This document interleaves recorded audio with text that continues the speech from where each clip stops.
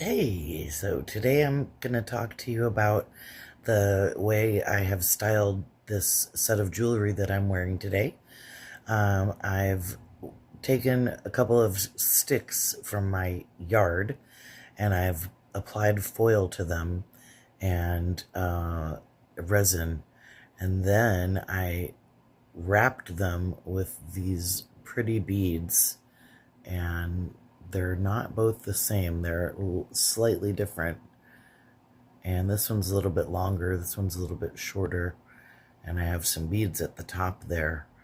And I have another stick with foil and some glow-in-the-dark mica powder, and it's on this necklace that I put with some silver spirals.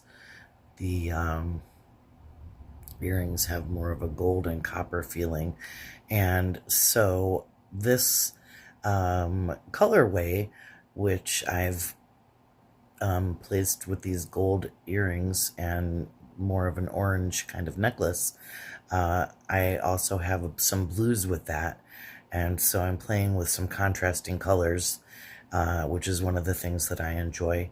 And we're going to talk about some finishing options for our paper pieces that we've been talking about in some of our previous videos. So this is an attempt to bring together some of the concepts that we've been talking about together. So we're going to look at ways that we can become more confident in our skills.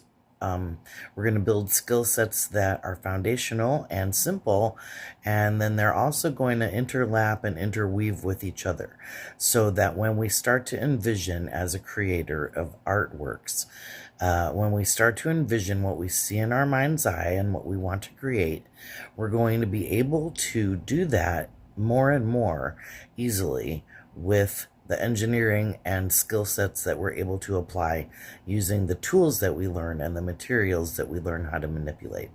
And also, as our coordination grows, as our muscle memory grows, and as our hand strength and hand-eye coordination grow, what we're also doing is we're building connections in our mind.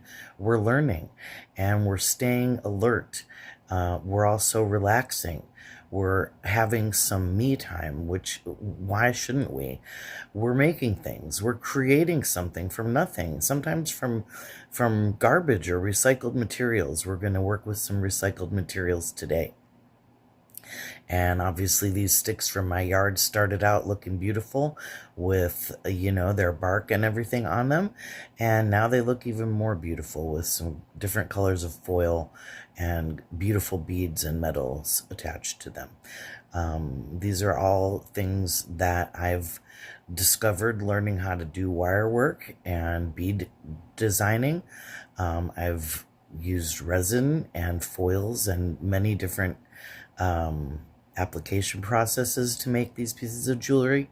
And as we'll see in the upcoming studio time, when we work with our recycled paper handmade beads and our our quilled paper ornaments and pendants that we're learning how to make, we want to be able to apply some finishing to them so that they can be water resistant as well as sturdy and stable in the design of jewelry, because we are trying to have our jewelry be beautiful, long-lasting, well-made, and with professional and quality, heirloom quality results.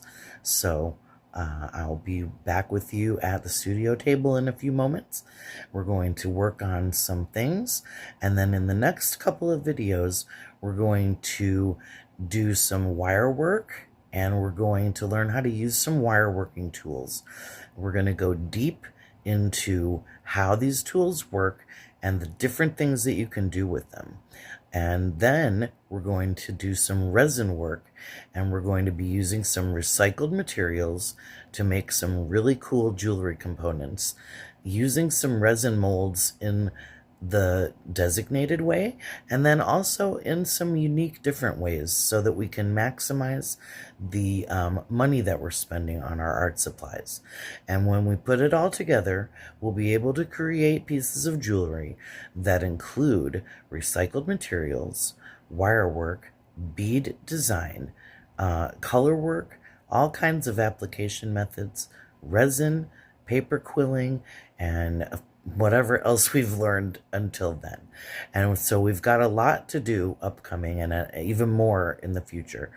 I'm really excited about this, and I hope that if you're here with me, that you drop me a comment, give me a follow, subscribe, like, and share, and we will have this wonderful community of artists and creators learning how to do things together, relaxing, having fun, building brain synapses, and also possibly having some, gift-giving ability and maybe even the ability to start a business.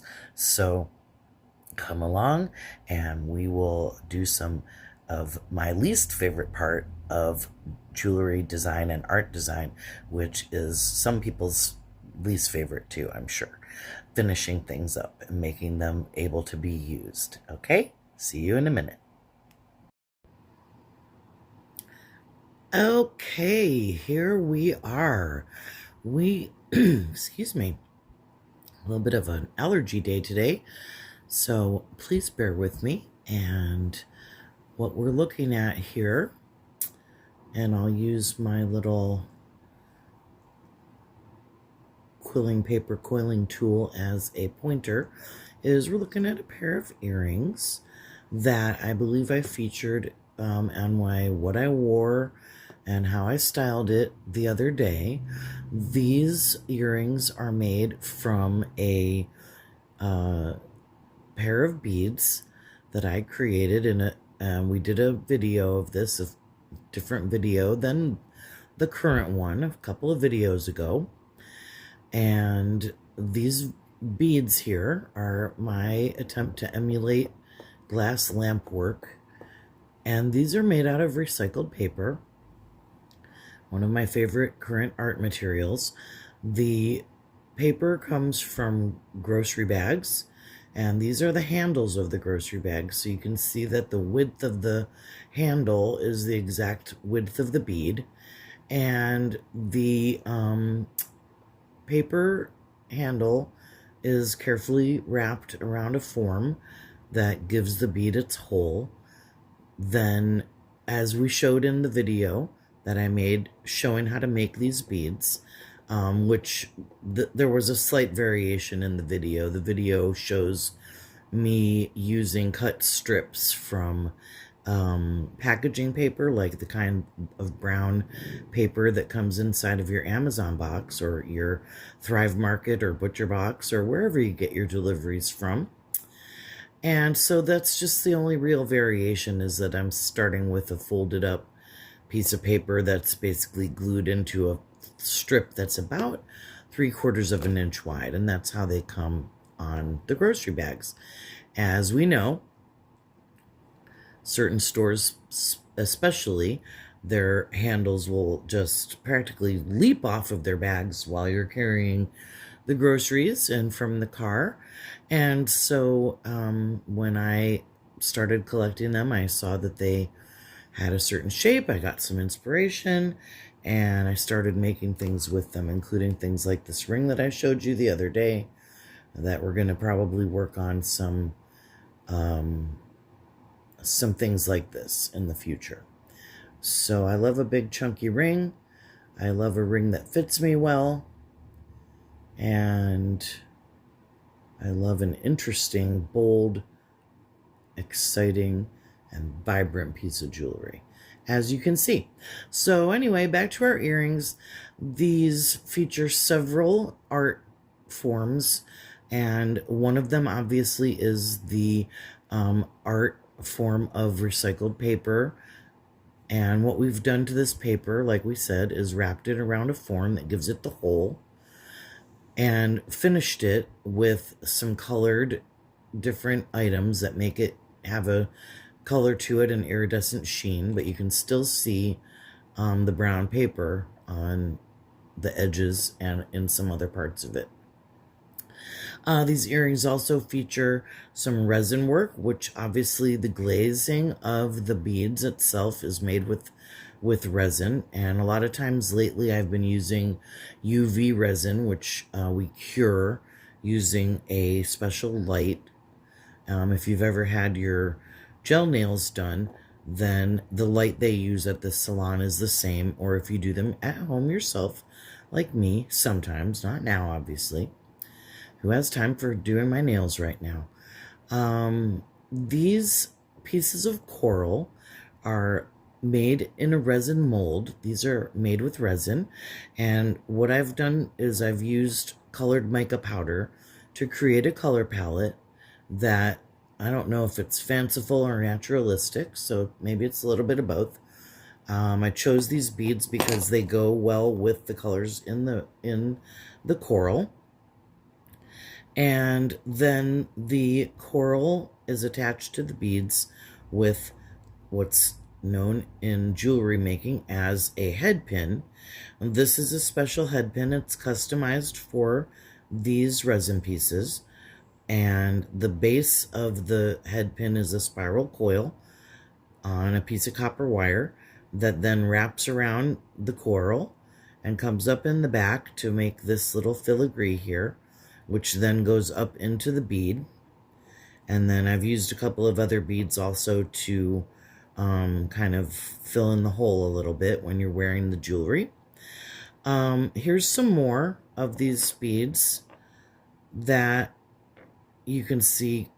I have sort of used this shape quite a bit because that is the shape that this particular paper comes in. When I'm making the beads with just the craft paper strips, they can be in, any width, but mostly the paper bag handles give me this width. It's about 3/4 of an inch to an inch wide. And so what I'm going to show you today, I've made a couple more of these beads. Here's the two that I made recently. These two they were made at the basically exact same time. I attempted as best I could to make them the same, and if you want, identical. So these are about as identical as two pieces of handmade beads can be, really. And so what we're going to do is we're going to show you how to paint on the glaze, which in this case is going to be ultraviolet or UV resin. And I have a bottle of it right here. So the UV resin is cured, like I said, with this light.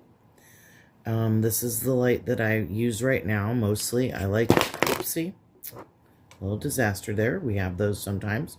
I like the ability to control where the light goes, and this particular brand of torch has been working pretty well for me. And no, I'm not doing any affiliations right now, but I do like to tell you what I like to use and what I've been getting success with. I'd love to be able to do some affiliate marketing, because then if you make a purchase, then I get a couple of cents for when you spend a few dollars. And every little bit helps these days, right? So couldn't hurt to ask if I do have any affiliate links and in the future and you click through, then that would really help me a lot. And speaking of which, I really love sharing this information with you, and I love it because it's a break from my full-time public sector job in the medical sector of the public sector, and it really gives me some me time. It gives me some relaxation. It helps me keep my mind alert. I'm really learning a lot about making these videos, and hopefully that is something that's noticeable as time goes on. And what I'd love is if you are here if you are here, I would love you to drop me a comment and let me know what you're working on. Let me know if you're having any trouble with the projects. If you would have any interest in a kit for the projects, I would love to start making kits that will be very reasonably priced, basic kits of the materials and tools that I use, so that you wouldn't have to seek around and resource these projects and tools and materials for yourselves. Another thing we're going to work on in this video is we're going to remember these quilling pieces that we made the other day with these pretty flowers. And I made another one too. I made this one in a squared frame that I had made in a different, on one of the little tower mandrels that I showed you the other day, a square shaped one. And as you can see, I made it in the similar colorway and color palette to our original. This could be a little start of a body of work where you were going to make several pendants, maybe some earrings, maybe some rings or bracelets, and see what kind of different ideas you could come up with, even placing larger visions of this in the window. That would look beautiful. And as you can see, they do have some holes and some negative space, so it definitely would allow light to shine through in a couple of different ways. So we're going to be right back with some paint brushes and get started on applying this glaze so that we can use these beads and these pendants in some finished jewelry, and we'll have them be permanently sealed and much more water resistant. And one of these days, what we'll maybe do is we'll actually make one just in our usual way, and then we'll do an experiment where we'll put it in some water and we'll leave it. And if I can figure out how to time lapse that so that we can see fast forward of the time lapse in real time, if I can figure out how to do that, or we'll just leave it in the water and you guys can hopefully trust me, we'll take it out in a day or so and we'll figure out if these are really waterproof or if the thing completely dissolves. I think that's a great idea, because one of the things that we want to do is, especially if we're giving these as gifts or trying to sell them, we want to be able to tell people, this is waterproof. Or if it's water resistant, we want to say, this is water resistant. Don't be afraid if you get a little sweaty, or if you're wearing it and it starts to rain. Just don't wear it in the pool or in the shower. And if you want to, be able to do that, then follow me along on this journey and we will figure that out together. So I have to go get a paintbrush and I'll be right back. Okay, here's one of my little paper strips that flew out of my bag when I took my paintbrush out, and here's this little paintbrush that I'm going to use. The paintbrush set that I bought for my husband so that he could have little, small, medium, and large, and I think this is the medium. There's two sizes smaller than this. This might be the larger one. So you could paint some miniatures, and then I've used more of the brushes since I got them than he has, so that's funny to me. But anyway, here is the way that I glaze these. And some people like to wear gloves. I probably should. I don't. I do have rubber gloves, and I do have plastic gloves, and I do wear them sometimes. But what I've done is I've gotten some tools specifically for this purpose. And if I seem a little disorganized today, I apologize. Please bear with me. I do want to grab one of these little tools that I got so I can show you what it is. So I got these tweezers. I just had this vision of having some tweezers that have a silicone rubber tip, and I thought they would be great for either holding things like this or putting them inside of them. And silicone repels or doesn't really stick to resin. So what I've done here is I've just put them into the bead, and then what I'm going to do is I'm going to hold my bead and I'm going to apply just a couple of drops of this UV resin. And forgive the top of this, it is, I lost the cap. So I've been using a piece of Kleenex, one of my fancy tools here, Kleenex, to hold on the lid. And what I'm going to do is I'm just going to paint this on little by little. I want to paint each drop, kind of spread it out a little. And I'm going to do this a few times, going around and around. I like doing it this way better than globbing on a huge amount right away. I don't want it to go off of the silicone. So maybe I'm going to try to hold it like this so that I can keep these tines of the tweezers a little bit spread apart.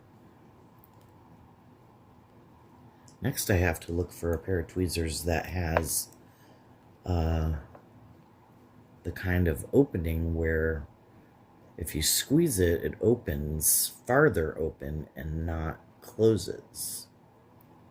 See if they have something in silicone like that. But until then, I'll just use these because these are brand new and I have to get some use out of them. And if you guys are here, I really appreciate it. I want you to know that. I hope you're working on a project like I'm doing. I hope you have some UV resin and a torch. I hope if you come back with your resin and a torch to watch this again as a how-to, that you get some good results. If you have any pieces of cellophane or paper on your bead that are, let me see if I can get it. I want it to be focused. I hope this is all in focus. It's kind of bright in here right now. But anyway, there's a couple of little pieces there. You can see one that's kind of sticking out a little. For right now, I'm not going to worry too much about that. You can poke them down with a little bit of glue. What I'll probably end up doing is just sort of clip it off with some cutters at some point. And one thing you want to do when you're working with UV resin, and of course have ventilation and all the following the directions, blah, blah, blah. Not trying to make it seem unimportant, but I just want you guys, I know you guys know the deal. One thing that you want to do is not have your paintbrush with your resin on it nearby to your torch when you're about to cure your resin, because you will cure the torch. The torch will cure your paintbrush and you will not have a paintbrush anymore. So I'm going to shine this light and I'm going to turn this bead and I'm going to move the bead around a little bit. This light works really fast. It's a very quick cure. And you can always count to 10 or 20, 30, 60, time a minute on your phone or have a timer, whatever you want to do to count your seconds. And I want to just make sure I leave it long enough. I think you can already see that there's a glazing effect. There's a shininess to this. There's a little bit of a magnification to some of the iridescent materials that we've applied here. And I can touch it with my finger. It's definitely dry. It needs a few more coats. And make sure at some point that you coat the ends as well. And what I'll do to do that is I'll hold it like this with these tweezers at one end. And I'm going to put the resin, just a little drop, onto the end here. Paint it with the paintbrush that I put off to the side. You can see when you're doing this that you also have to paint the inside. And you want to be a little careful. I'm sorry if it's a little blurry. I'm going to try to figure this all out. Like I said, I'm still learning. Bear with me. I am in no way a professional photographer, although I should become one because I have to learn how to do this. All right. So anyway, what I was saying is make sure when you glaze the inside that you're careful in there too to make sure it's smooth. You don't want any lumps. You know, when you string this into jewelry or put it on some wire, you will find that, you know, it's hidden inside. But we still want our pieces to be nice, whether the piece, whether the part that we're looking at is inside or outside, whether it shows or doesn't. We want it to be pretty. We want it to be finished. We want it to be precise and professional. Anyway, I want that, so if you don't care, that's fine too. No judgment. I'm not going to say that I've done every single thing perfect. Absolutely not. And that's what we're here to do, right? We're here to be perfectly imperfect and get some dang enjoyment out of life. All right, we have a nice shiny coated end. I'm going to put a couple more coats on and just make sure everything's all shored up. And then we'll see these beads. What we're eventually going to be able to do is we're going to be learning how to make a similar earring with this bead, and probably going to use some pendants like this. We'll have a bead at the top. We'll have our pendant, which will be probably a little bit smaller than this. In between will be some wire. So excited that we're going to be doing some wire work coming up. And then at the top, we'll use maybe another little bead and some earring wires, whatever kind you like. And like I said, I'm thinking about providing some, at least resource lists so that you guys have the instructions for some of these things. Not only the instructions, but the products used and the materials. So, and or in future a kit that will contain the products, materials, and the tools.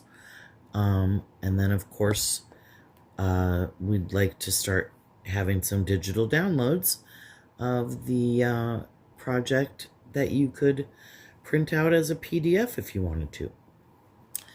We're going to do a lot. So we're going to be back in a moment. We will see these beads completely finished, and then the next video will be, we're going to finish up these pendants with some resin. I just don't want to overwhelm with a huge long video. I think we're kind of at about the right length right now. So I'll be seeing you in a moment. And one thing I did forget to mention, and I wanted to make sure you guys have this. If you are using some UV resin and you have your bottle of UV resin with your fine point tip, and you have your torch, and you're wearing some gloves and you have good ventilation, I also always keep some rubbing alcohol. Isopropyl alcohol is 70% is fine, and you can get 99% too. Some places have it, or you can order some online. and some tissues, and I always have those handy. So when you get it on your skin, if you're not wearing gloves, make sure you wipe it off right away with the alcohol, and you can also clean up spills with the alcohol. So just for contrast's sake, I wanted to show you the original unfinished bead with just the paper, and then our finished bead with the glaze on top with the resin, several coats, nice and crispy, nice and clear, nice and dry. I think you can see that there's a bit of a difference, obviously, in the shine of the two beads, because the one that has the resin glaze on it is much glitterier and shinier, and there's a magnifying effect that occurs with the inclusions that we've applied to the surface, and it just makes it look so much more glass-like and sparkly. One of the things that I notice with resin and paper is that it becomes very glassy in appearance and feeling, and that's one of the things I love about it. And so this is what the finished end and the inside, I don't know if you can really see in there, but you can see that it's a little bit darker in color, that the paper looks a little bit darker, and that's just one of the effects of the resin, which is essentially a liquid, soaks into the paper, and when liquid soaks into paper, it turns it a little bit darker. So when we are ready to finish making some jewelry with these beads, we'll have both of them finished, and you'll be able to see both of them being really gorgeous like this. One of the reasons why I think this looks like lamp work and or like dichroic glass is because I'm using a product from Little Windows Resin called Dichro-ish. People actually ask me all the time if my jewelry is dichroic glass, things like this resin piece. One person actually thought this was mercury glass, and I thought that was a great compliment. However, I created this myself using resin and some inclusions, some of which include dichroish elements from Fran at Little Windows Resin, and I do not have an affiliation with them. I just love their products, and I think they're wonderful. So, I'll be coming to the shop, to the online store, and getting some more of those and some of their other fine resin products pretty soon. So, we're going to glaze these flower pieces next, and I'll show you how to do that so that you can use them in anything that would require a more sturdy, stable product than just a paper product. Then the next video, we're going to start doing some more resin work. So what I wanted to say about that is, if you're feeling a little bit unconfident in your resin work, we're going to be doing a lot of it, and then we're going to do some wire work. And after that, which I'm so excited about, I almost can't wait because we have so much to do and so much to talk about. And I hope we do get to talk. So tell me what's going on. Give me some comments. Follow, like, and share. Help me out. Okay? Tell your friends. Do some projects. Maybe come to my shop and do some shopping for Mother's Day, grads, wedding season, gift giving of all kinds. And, you know, just a shameless plug. So this is beautiful, right? I love these beads. I love the way they turn out. I love that we took a piece of literally trash and turned it into something beautiful. Obviously, this is a large, chunky bead. Oh, and that is one other thing that I wanted to mention, that when you are making these things and you're coating them with resin, you might be able to notice that it makes the piece a little bit larger than it was before. And of course, that's because even though they're thin layers, we are adding layer by layer a substance to this bead. And so it is turning out to be a little bit bigger than when we first started. And peeking in here is another piece that has resin and beads and wire. And I'd love to show you something like this too. It's quite large and funky, but I love things that are large and funky. And you'll be really surprised when I show you this project and or a similar project. You'll never guess. Well, maybe you will, but it's pretty interesting what recycled material this ring is made out of. This flower shape. We can make all kinds of different shapes, and I think I'll be planning a really shortly in the near future a project featuring this. I wanted to show you a little bit more too about what jewelry you can make with our dichroish elements recycled paper beads.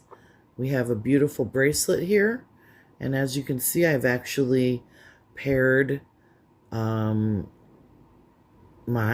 handmade beads with someone else's handmade bead here, which is actually lamp worked dichroic glass. And as you can see, they grow great together, and Jelly Bean agrees. So we'll be back soon to finish these resin glazed paper quilling pieces. It's been a little bit of a hard and long day today, so I want to thank you guys for being here. No matter what, I'm going to be showing up, and we're going to be working on some things together. Some stuff's coming up in the future, exciting things like I was talking about earlier, some digital downloads, some ebooks, some workshops, maybe some retreats, and opportunities for you guys to do some group lessons or one-on-one to work with me if you want a little bit more in-depth, personalized, more intimate instruction. And see you soon. Thanks again for your follows, likes, and shares, and subscribe. We'll have a great time, and talk to you soon. Bye-bye. I'm going to apply some UV resin with sort of painting technique using the tip of my bottle here to paint my resin onto my quilled piece here. And again, this is paper, so it's going to soak up the resin. Any resin that falls through will drip onto this silicone resin mold that I have here. And the reason why I'm using this painting sort of technique is because since I haven't used any glue or anything to yet on the surface of this, except for any small amount of glue that might have seeped to the edge as we were working on the paper quilling, which, as you may remember, has glue in between every layer. So I'm going to then take my paintbrush and I'm going to just kind of catch any drips and sort of take them and put them where there isn't any resin yet. Maybe like around the edges a little bit.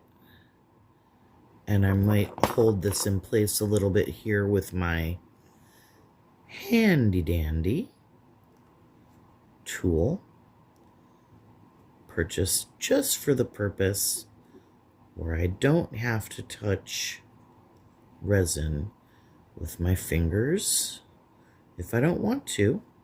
For some reason, if I'm not wearing gloves, like today.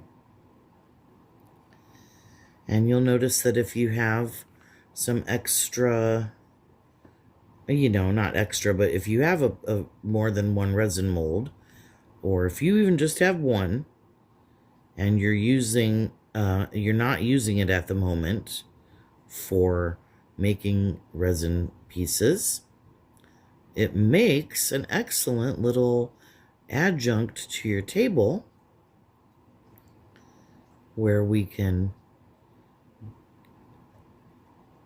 protect our work surface a little bit and also protect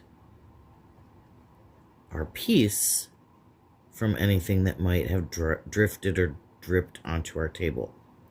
And I swear, you guys, I wipe off this table every single day, more than once, but it still looks a little dingy sometimes. And I think sometimes it's that shiny black surface that's matte a little bit. Sometimes it has a tendency to show the bits, as they say. Now, I don't know if you can see this, but I've pushed some of these coils a little bit to the back with my painting. And so I'm going to pick this up and I'm going to just sort of poke them a little bit from the back, what is now the back, just because the other one was the top.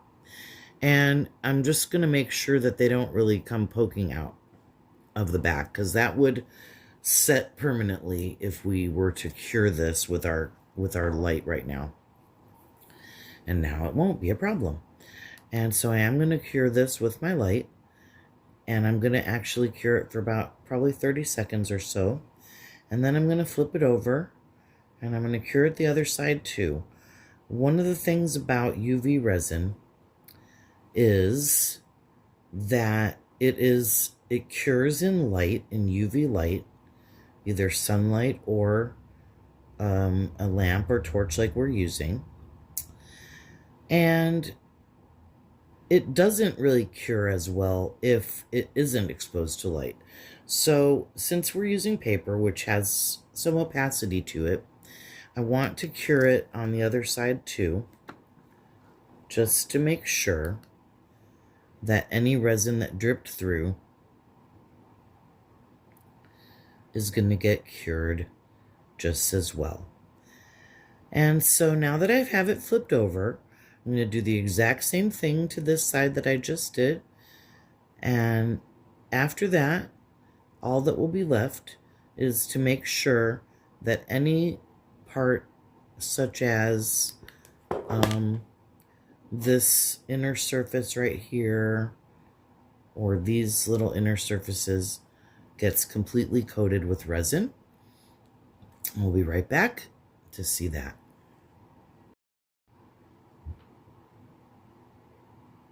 Okay, just look at that. That is glazed. Looks lovely. We can see how shiny it is. We can hear that it has some nice heft to it compared to the unglazed one that still has to get the finishing touches put on it. But we can see that this is shiny on both sides, and we can see by looking at it that there's glazing on every little bit. Every little nook and cranny has been touched, and we've got a nice piece here that can be now used in a piece of finished jewelry. We'll do the same with our other piece here, and we'll do the same as we've done for this glazed bead with our additional bead, and then we'll be back for more. Again, I've really enjoyed making this craft with you guys, these couple of projects so far. We're just getting started. This is going to go on and on and on, and I'm really hoping that there's going to be an evolution into a really great community of people who are super excited to learn how to make a whole bunch of different cool things. We're making talismans, we're making amulets, we're making things for peace, harmony, protection. Yeah, we might be doing some witchy things. We're not really hiding anything about ourselves. We're putting it all out there. So as we go on, we're going to make some cool projects. Every time I teach you something, I want it to be project-based. And if you do need a kit for any of these, we're going to have those available too. When I say we, I mean me. I have a husband and I have 2 dogs and 2 cats. And I am the sole proprietor of this business. But my family does help me. So, we're having a wonderful time making these projects. I hope you have been making some. I'd love to hear about it. I'd love to hear any troubleshooting advice you need. Subscribe, follow, like, and share. Thank you. See you next time.